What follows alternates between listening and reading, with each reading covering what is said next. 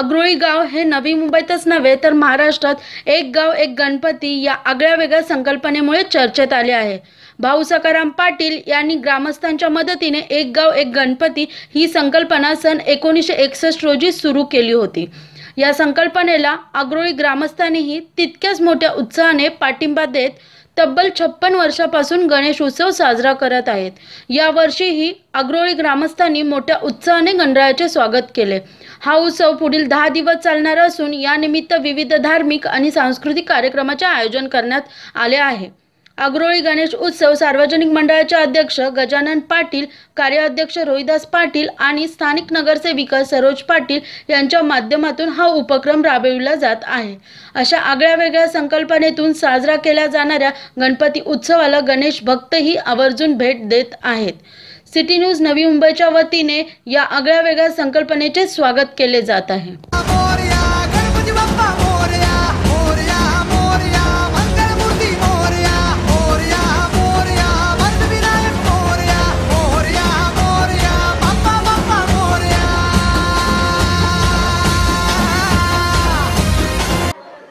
नव्या मुंबईतच नव्हे तर संपूर्ण महाराष्ट्रामध्ये अग्रोळी हा असं एक गाव आहे की जिथे एक गाव एक गणपती गेली 56 वर्ष हा सण साजरा केला जात आहे।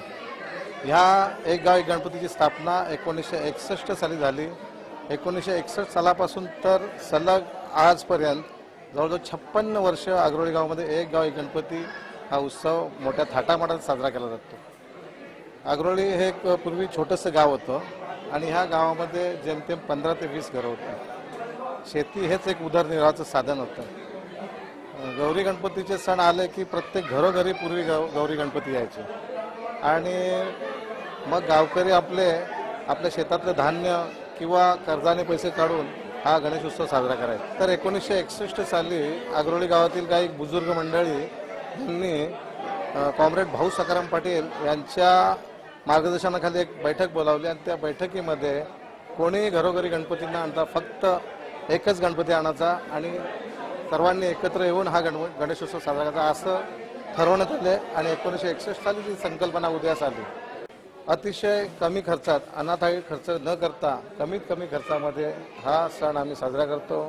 या सणासाठी गावातील लहानांपासून मोठ्यांपर्यंत सर्व जाती धर्माचे लोक या 10 दिवसात एकत्र येऊन सण साजरा करतो।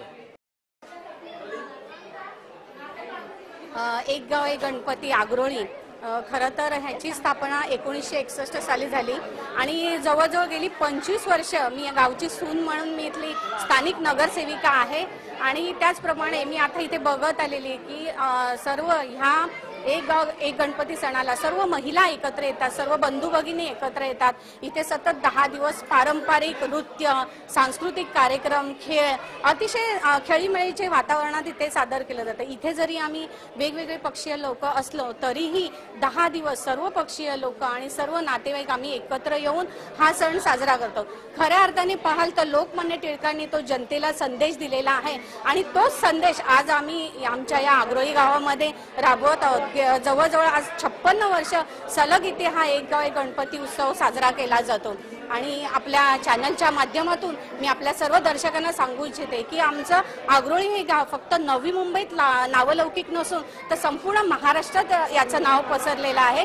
त्याचप्रमाणे आपणही जसं आमचं एक गाव एक गणपती तसं आपण एक सेक्टर एक गणपती, एक सोसायटी एक गणपती किंवा एक शहर एक गणपती अशा प्रकारची संकल्पना राबवा आणि आजच्या या गणेश उत्सव निमित्ताने आपल्या सर्व दर्शकांना मी खूप खूप शुभेच्छा देते। सार्वजनिक गणेशोत्सव मंडळ एक गाव एक गणपती अग्रोळी गावातील 1961 साली स्थापना केली।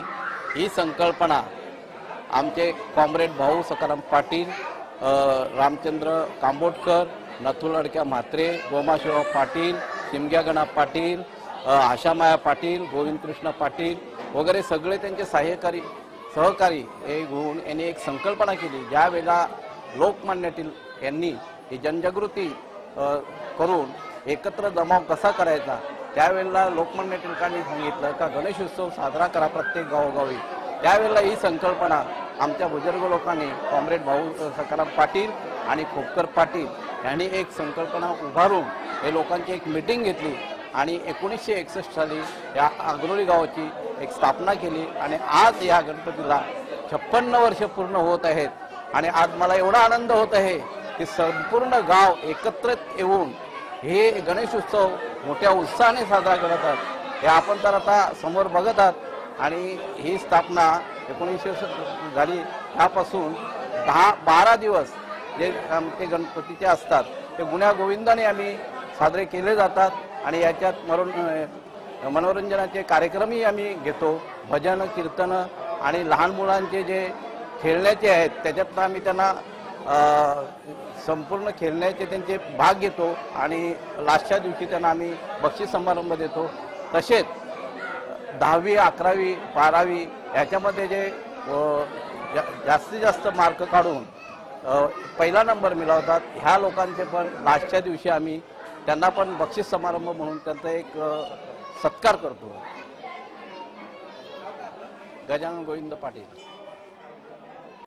एक गणपती हा भाऊ सकाराम पाटील याही हा राबवण्याचं काम केला आणि हा गणपती नवसाला पावण्याचा आहे। सर्वांना नवस केल्याने पावतो आणि सर्व महिला आम्ही आणि सर्व मुलं पुरुष सगळं एकत्र येऊन एक गाव एक गणपती